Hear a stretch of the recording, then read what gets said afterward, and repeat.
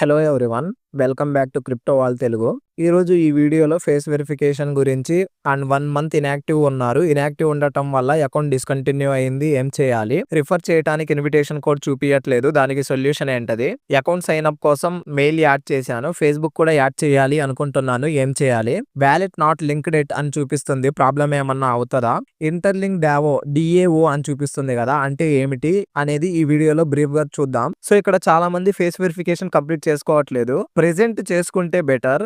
Future లో users పెరిగే కొద్దీ ఫేస్ వెరిఫికేషన్ సర్వర్ స్లో అయ్యే ఛాన్సెస్ ఉన్నాయి. సో ఎవరైతే చేసుకోలేదో ఫేస్ వెరిఫికేషన్ ఫాస్ట్ గా చేసుకోండి. అండ్ మీరు ఇన్యాక్టివ్ ఉండటం వల్ల అకౌంట్ డిస్కంటిన్యూ అయ్యింది.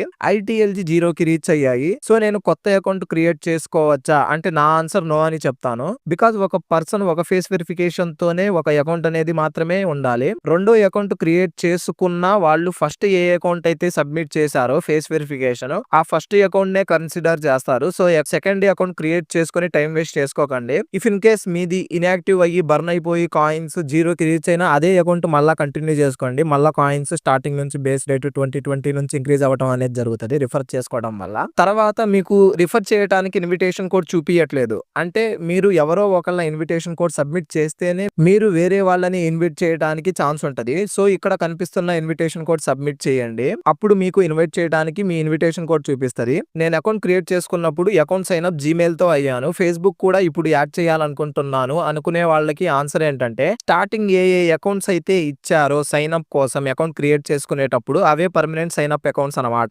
వేరే ఆప్షన్స్ అయితే లేవు. మళ్ళీ ఫేస్బుక్ యాడ్ చేసుకోవడానికి ఇలాంటివి ఏమి ఉండవు. వ్యాలెట్ నాట్ లింక్డ్ ఇట్ అని చూపిస్తుంది కదా, దాని వల్ల ఏం ప్రాబ్లం అయితే ఉంటదా అంటే ఇక్కడ ప్రెసెంట్ అయితే ప్రాబ్లం ఏం లేదు. లిస్టింగ్ అప్డేట్ వచ్చిన తర్వాత విత్డ్రాల్ కోసం మనం వ్యాలెట్ కనెక్ట్ చేసుకోవచ్చు. So wallet not linked it అని ఉంటే భయపడకండి. ఇంటర్లింక్ డావో అంటే ఏంటి అంటున్నారు. ఇంటర్లింక్ డావో అంటే వాళ్ళు ఏమన్నా ఇంటర్లింక్ యాప్ లో అప్డేట్ చేయాలి అనుకుంటున్నప్పుడు యూజర్స్ ఒపీనియన్ కోసం ఓటింగ్ అనే ఆప్షన్ ఇచ్చారు. సో ఆ డావో ఓటింగ్ లో మీ ఒపీనియన్ అనేది అగ్రీ, రిజెక్ట్, అబ్స్టైన్ ద్వారా చెప్పగలరు. సో ఇక్కడ ఓటింగ్ పర్సంటేజ్ ని చూసి అప్డేట్ ఇవ్వాలో లేదో డిసైడ్ చేస్తారు. ఇంకా ఇలాంటి డౌట్స్ ఉంటే కామెంట్ చేయండి. Please like and support for more updates. Subscribe. జై హింద్.